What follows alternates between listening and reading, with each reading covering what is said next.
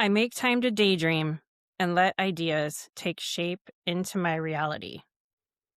Creativity. Hey, it's Amy. Welcome to Create Magic at Work, where we cast visions for a future of work where business decisions ripple outward to our teams, our communities, the planet, and humanity as a whole. If you're ready to edge walk instead of sleepwalk through your leadership, you're in the right place. So let's start making magic at work. Hey everyone, it's Amy here, and welcome to another episode of Create Magic at Work. I'm really excited for today's guest because it is a topic on creativity and what that means for all of us in the workplace and in our lives. So before we get into the conversation, let me tell you about Rachel Efron.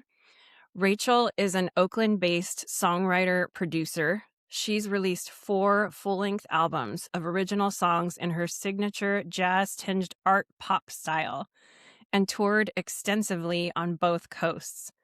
She produces song-centered albums for artists ranging from pop to jazz to folk to rock and has a particular affinity for working with developing artists.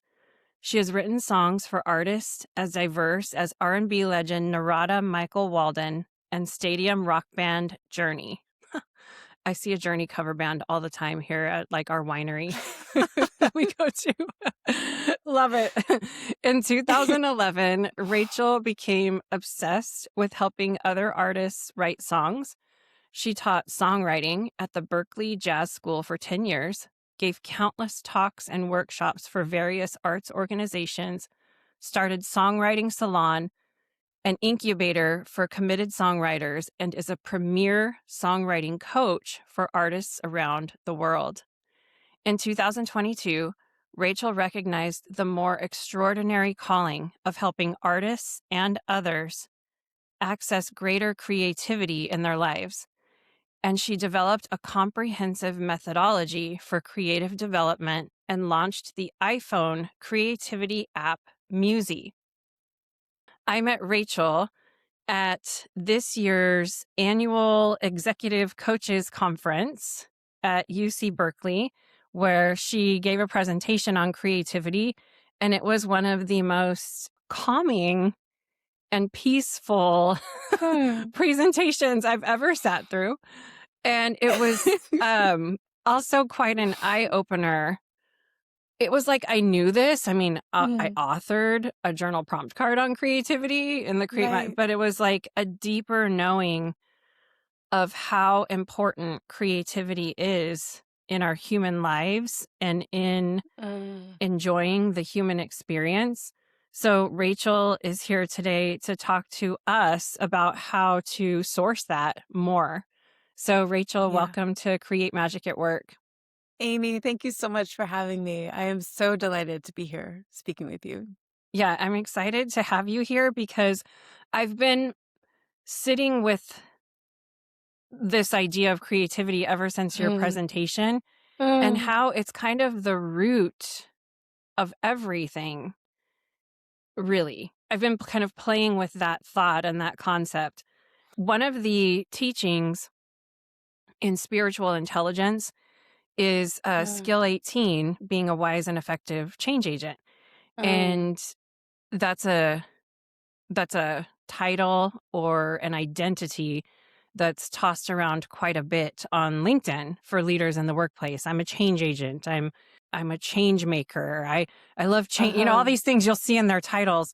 And the interesting part to me about all of that is in spiritual intelligence, the deep and effective, the wise and effective change agent peels back layers, doesn't rush to quick fixes, and explores root cause.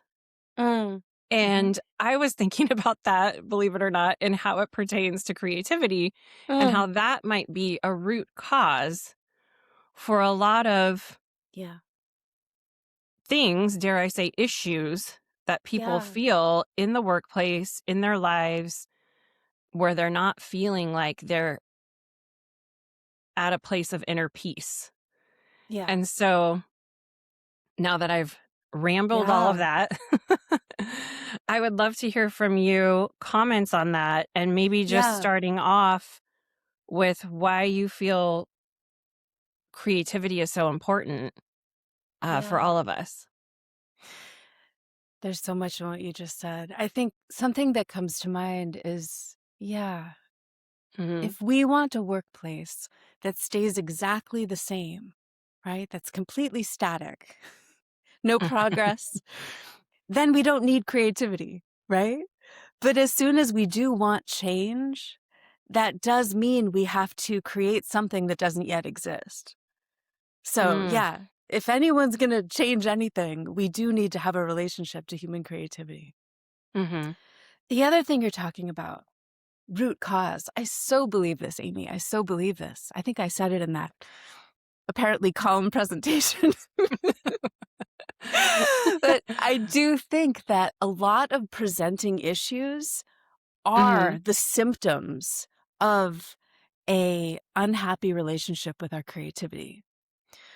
If I'm if I'm feeling timid, if I don't have confidence, if I feel disconnected from colleagues or my collaborators, a lot of those presenting issues, if you peel back those layers you're talking about, it comes down to that connection that we have with our own creativity. Once you resolve that, once you get that relationship really in a happy place, a lot of these other things just naturally dissipate. Yeah. You just had me thinking back to my in my in I mean it's still in the work today, but a lot of us are in spaces where we're asked to go to brainstorming sessions, to bring Mhm. ideas to we need you to bring 5 ideas to this meeting to solve this Mm, problem, or how are we going to achieve this goal, and we're going to have a brainstorming session and all of these things. And I know yeah. oftentimes I've kind of been like so depleted anyways from all of the projects that I was working Mm, on and the demands of my corporate life that I'm like, now they want me to bring all of these ideas, and I'm so tired right now, or I'm yeah. feeling so. What are some ways that you help? You call them, why can't I get this? You call them the 5 sparks, the I call five. them the 5 points of the Thank creativity you. spark or the 5 resources. Yeah. I keep Yeah. envisioning the star that comes up on the map, and it's 5 points, Totally. and they're the Totally. 5 areas where you can source Yeah. your creativity, right? It's so cool. Yeah. So I'll tell break us it a little down. bit about that. Yeah. First, I want to speak to what you just said, though. This Yeah. sort of like everybody bring 5 ideas, Yeah. right? I think that this makes so much sense to me. I think work environments, everybody knows they need new ideas, right? And so they're Mhm. like, everybody bring 5. It's sort of this like Hail Mary, like we need, we need something innovative to happen, right?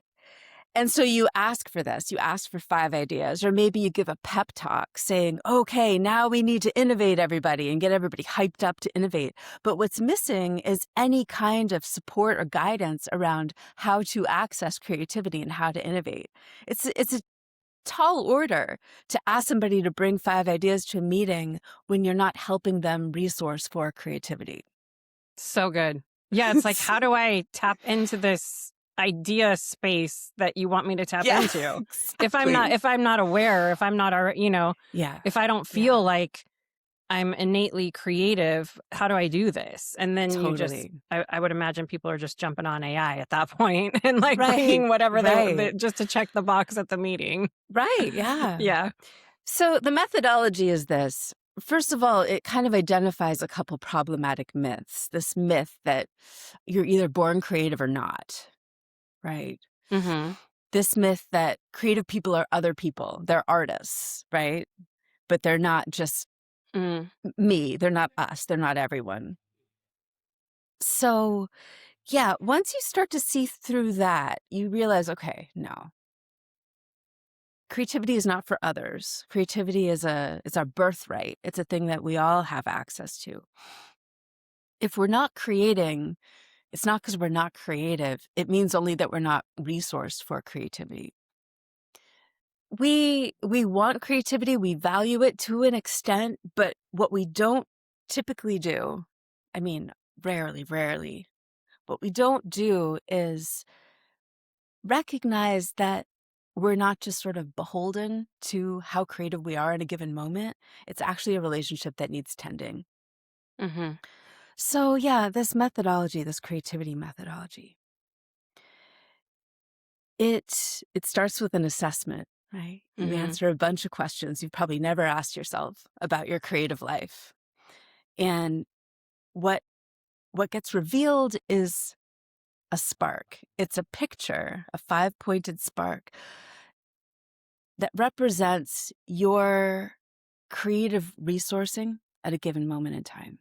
Mm-hmm. So there's five essential resources for creativity, five things you must be resourced in order to have a creative flow. That's Mm-hmm. inspiration, courage, discipline, rest, connection. Each one of these five things means a very particular thing in the context of creativity, and we could talk about what they each mean if you like. Mm-hmm.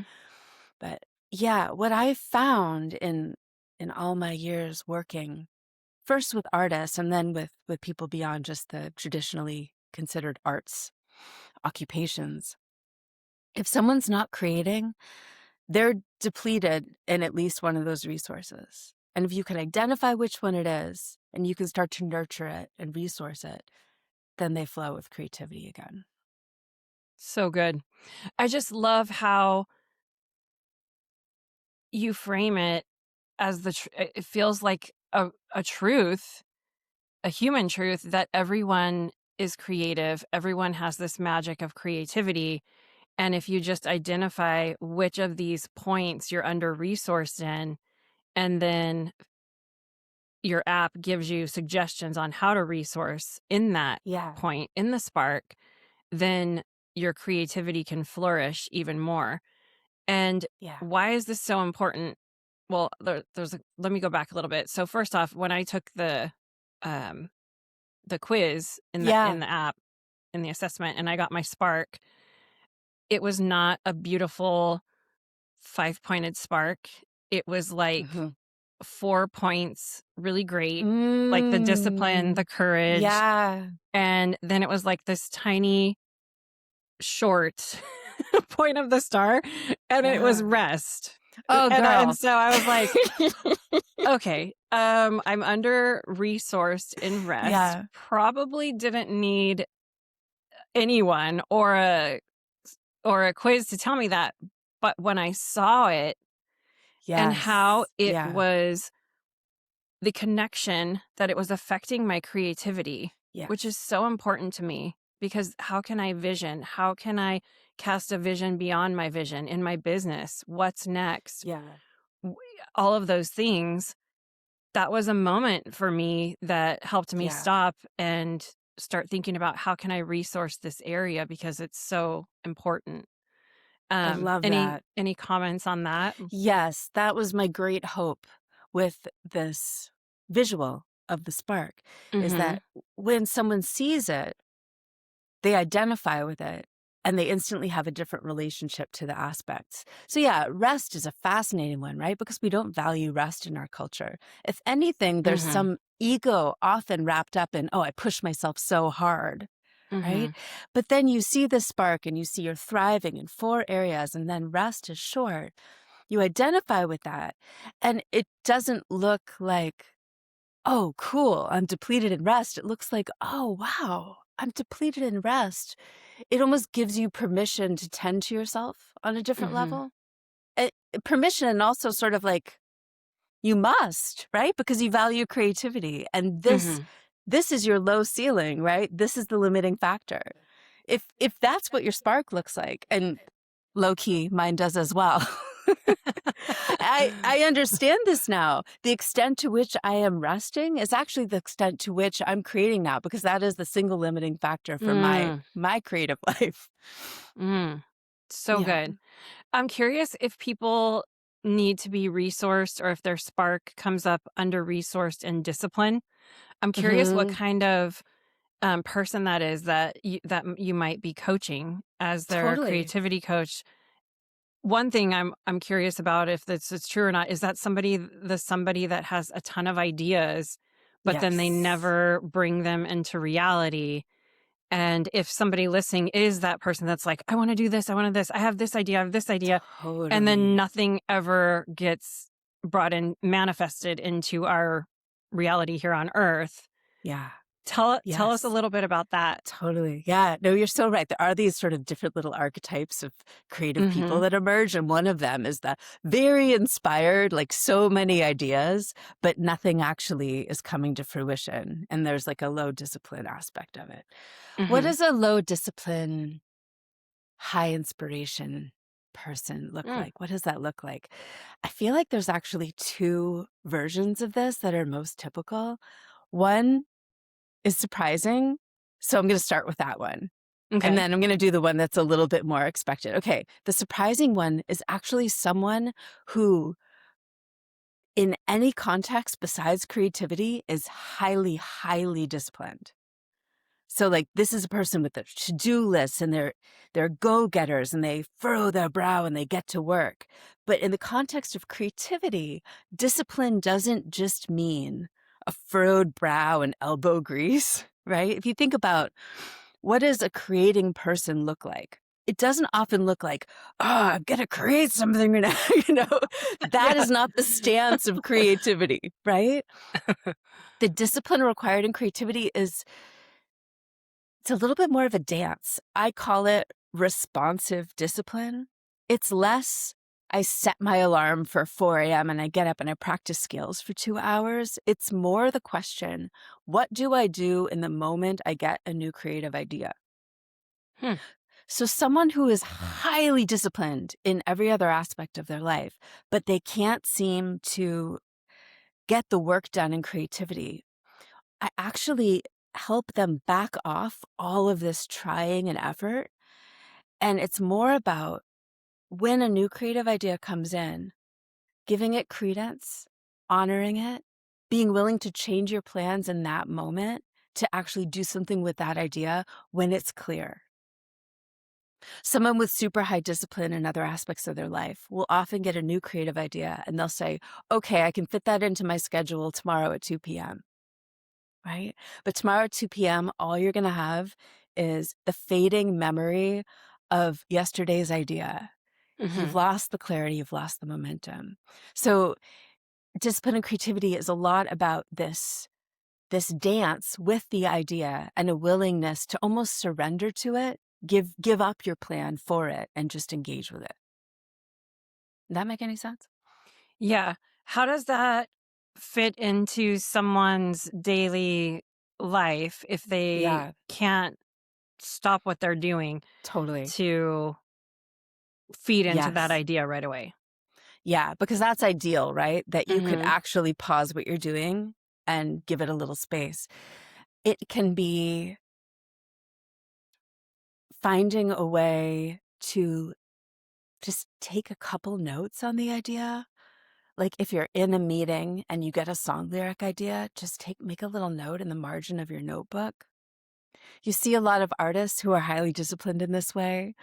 Mhm. Yeah, we're like social hazards, but like maybe you're out at a party or a dinner and you excuse yourself for 1 minute to just like record a little voice memo in the corner and then you go back. But every time you do this, every time you just give a beat to that idea and then you return to your obligation, you're kind of building a trust with your muse, right? That you honor it, that you're creating space for it. Even that act, that little write 2 words in the margin of your notebook, even that is sort of saying, I'm receptive to you, I'm listening to you.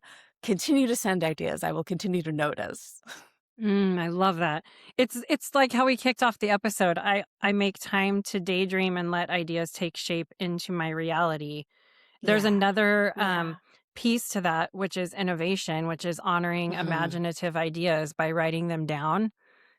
And so it's honoring, I like how you're framing it as honoring your muse, honoring the Mm. energy Yeah. of the muse energy that might be surrounding you. Um, Totally. Yeah. Very interesting. So I want to talk about courage. That's one Oh, of the okay. other points of the spark Yeah. is courage. And the reason why I want to talk about it is it's a big buzz word in leadership. Yeah, tell me about that. Well, it just seems in the past few years it's talked about a lot.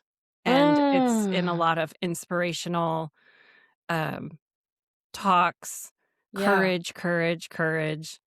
And Mm. I believe it became more popular with Brené Brown's Dare to Lead book that came out. Oh. Yeah, okay. And yeah, a lot of thought leaders talk about courage.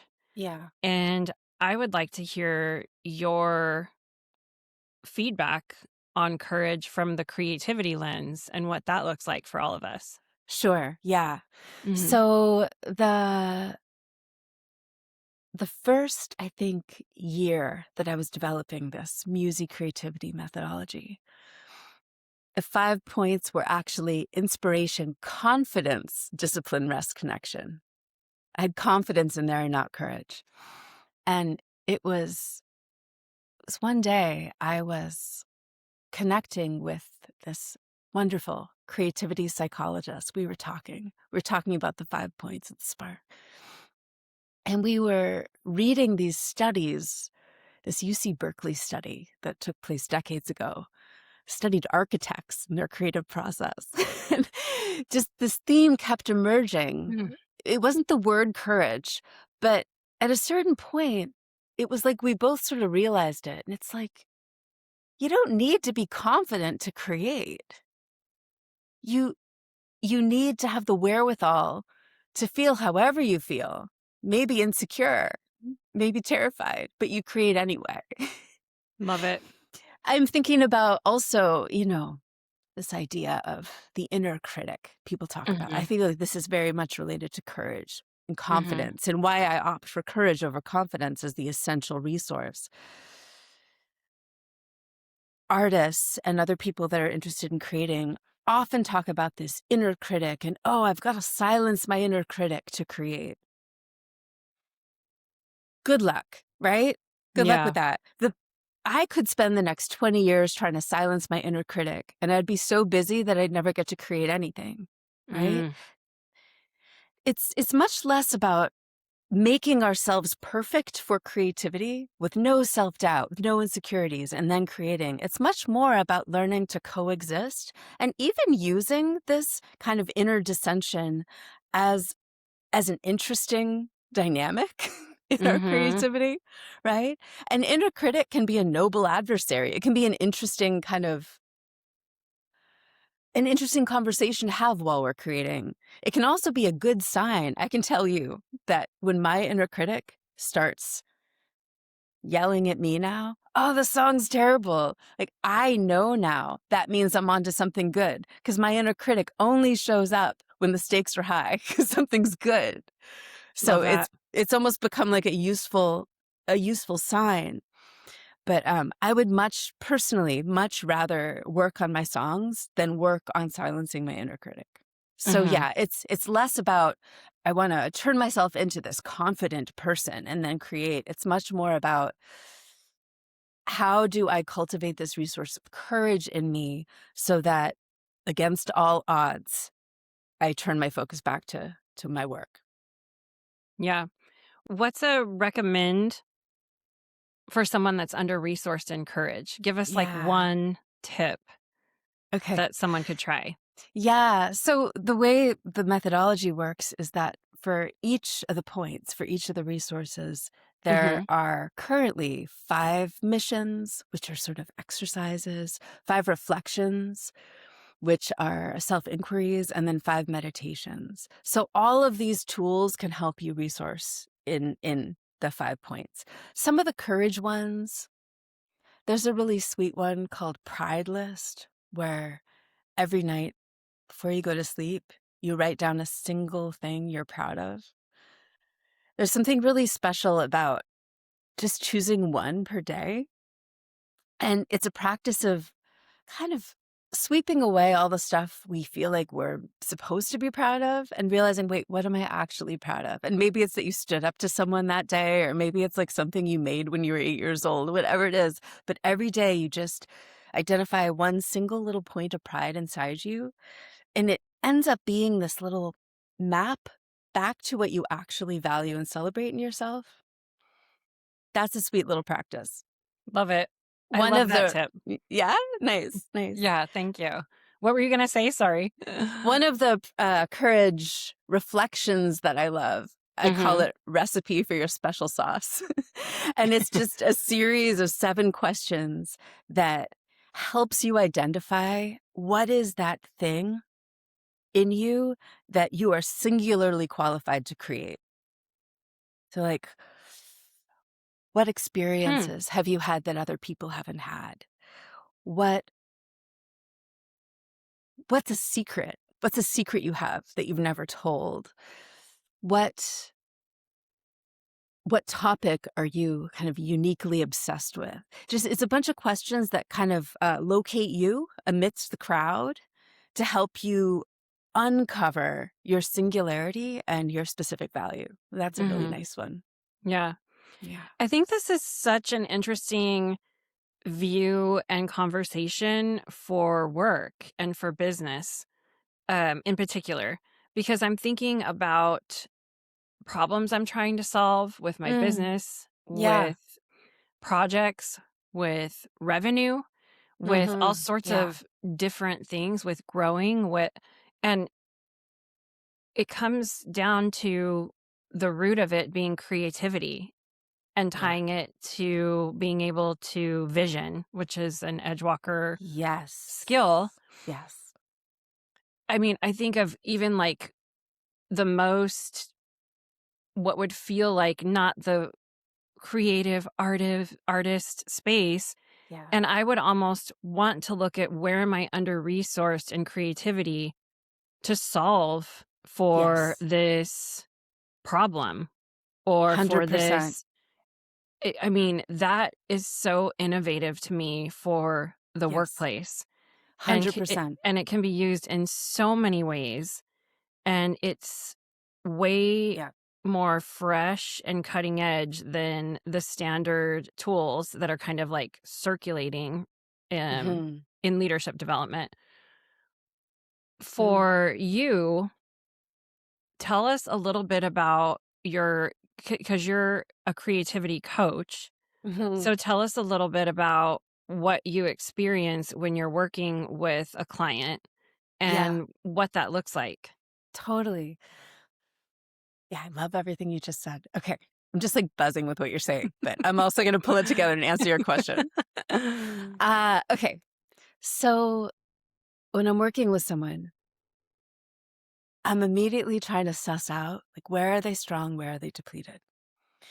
If someone is super strong in maybe inspiration and discipline, what tends to happen is if there's a problem, if there's an issue, let's keep it very simple. Someone is very, very disciplined, right? And maybe they are low in connection and low in rest. Let's say that.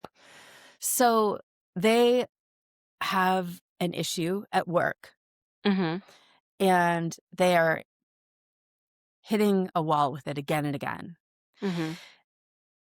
A person strong in discipline and maybe inspiration, they are going to just keep efforting, right? This is the thing. Whatever we're strong in, we keep reaching for that resource to solve a problem, right? So the problem gets bigger and bigger and bigger, and we just keep throwing more of our strength at it. Discipline, discipline, discipline, and making no progress. Because what's depleted, what's actually needed here, right? You start to get a sense of it. I get a sense of it when I'm sitting with someone. Oh, they're exhausted. There's no space for new ideas because their mind is so taxed. Maybe they have a backlog of emotion. There's no spaciousness from rest. And they're feeling disconnected, right? That's what's going on here. So it's about recognizing, okay, no. More discipline is not what's needed. And actually, it's becoming discipline as self-harm at this point, right? So let's back off that. Let's get them some rest. They're not going to want to rest. They're going to be like, no, there's this problem. Like, how am I to rest right now? But it's like, it is the straight line to the solution, right? Rest in the context of creativity, it's not just the absence of activity. Rest is the ways we specifically and actively clear out our minds and hearts to make space for new ideas. So we do some rest exercises. All of a sudden, there's a spaciousness. We do some connection exercises. We get them connecting both inward and with other people that can support them. And all of a sudden, they see new ways around the problem. So good. So good. I love it. I do this on myself, too. I've witnessed this in Yeah. myself. Like if I'm banging my head against a song, oh my God, I'm on a deadline. I need to write a song for an artist by tomorrow. And I am so high in discipline and so high in inspiration, actually. So I'm just like, I got all these ideas and I'm working really hard. And I just keep trying and trying and trying. And then it's like, oh, what I'm really low in right now, if I actually step back, I think I'm not capable of this. I think I'm not going to be able to do this. Like it's a courage thing in that moment. So I step away from it. I resource myself in courage. And then I enter it again. And then it's a flow. Mm-hmm. It's almost like different ways that you help your clients recognize how to tap into their muse energetically. 100%. How to remove the clutter. That's amazing. And yes. I have to say again, I feel like this is such a cool new way to look at problem solving, looking for win-win solutions in the workplace, tapping into higher self over ego when making, when you're trying to make a wise and compassionate decision that can ripple out, all of those things. Incredible. Okay, so you mentioned songwriting. I have to know, what was the song that you helped write for Journey? Oh, that was so funny. That was a funny thing. I mean, between you and me and our podcast listeners, Journey's not like my soul music per se. But here I was being asked to write for Journey. I learned a lot doing that. What I learned that year when I was writing a lot for a lot of different kinds of artists, even when I need to write a stadium anthem for Journey, I actually have to please myself to an extent, right? If I'm going to create something good, it can't just be, okay, what does this artist want? What is their audience going to want? I actually have to locate in myself something that I must say. I need to locate that urgency, that indulgence inside myself. What is some little pocket of truth in me that I've always wanted to share? It's not that it's selfish. It's that I'm finding some little human resonance inside me that I can offer to this project. So what that means is that now Journey does sing a song about me leaving my hometown. Awesome. What's it called? Together We Run. Yeah. Oh, amazing. Well, yeah, because I think I think it has to be that way. Because it's the we are all one and we are all connected somehow. Yes. So bringing in that human connection and the human experience that everyone can resonate. Not everyone, but like a lot of people can resonate with moving or leaving your hometown and those types of things that are all part of a journey or the human experience. Yeah. Okay, I can't believe we're already like at the time where we pull an Edgewalker card. I decided to pull an Edgewalker card today. Okay. So let's see what we get from this conversation. This one's kind of jumping out. Oh my gosh. We got connecting. Oh. And we did that today. Connecting. Yeah. So the connecting, the ability to value others, to see their uniqueness, and to draw out the best of them. The best that's in creativity them. Coaching. That's literally the definition of creativity coaching. Oh my gosh, so amazing. Yeah, so this is an Edgewalker skill, connecting, from the Edgewalker card deck. And that's the definition of connecting as an Edgewalker, is the ability to value others, to see their uniqueness, and to draw out the best in them. So the message that we got for us and for everyone listening is, I am curious and interested in people who are seemingly different from me, and I enjoy reaching out to them. I am curious and interested in people who are seemingly different from me, and I enjoy reaching out to them. Beautiful graphic there. And you were just talking about how somebody might be under-resourced in connection. Yeah. And this card is sending this message to everyone that might feel that way. So really cool. Very Yeah, cool. very in line. Rachel, thank you so much for being a guest on Create Magic at Work. If people want to connect with you or like learn what their spark looks like, Yeah. what tell us all the things. Where can we go? How Yeah. can they get their spark and see where they're highly Totally. resourced and under-resourced and all of that? Yeah. So you can take the creativity assessment and reveal your spark in the app. So the app is called Muzi, Muzi. It's just for iPhone right now. In the Apple App Store, if you type Muzi Creativity, you'll see it, download it. It's free to download, free to take the creativity assessment. And then you will see this picture of where you're resourced and where you're depleted. To connect to me, go to my website. It's rachelefron.com, RACHELEFRON.com. You'll see my music work. You'll also see my creativity work. Amazing. And we'll put the link in the show notes. So if you're listening, click Beautiful. the show notes. And I already have a vision because this is going to be a video on YouTube as well. And so Wonderful.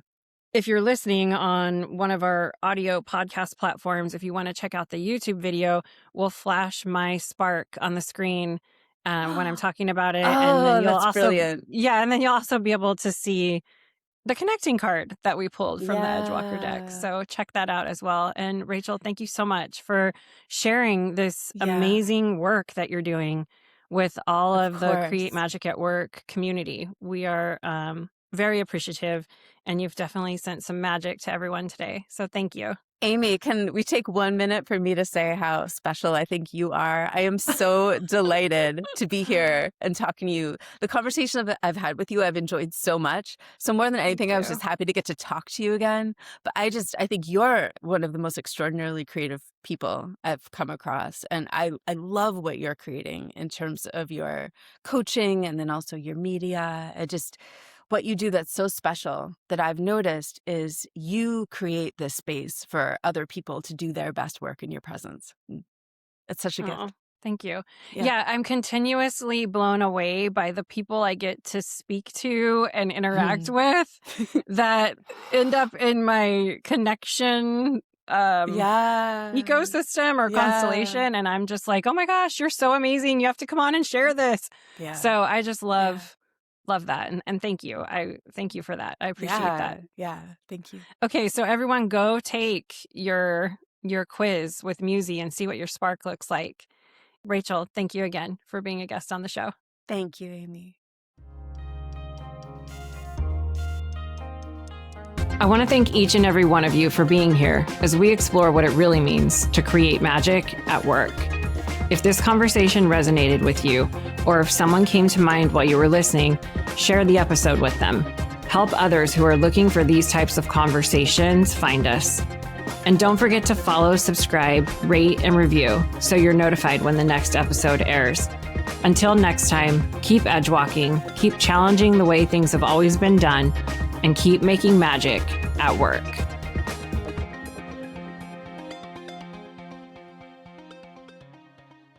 Thank you for tuning in. You've been listening to a Magic Thread Media podcast.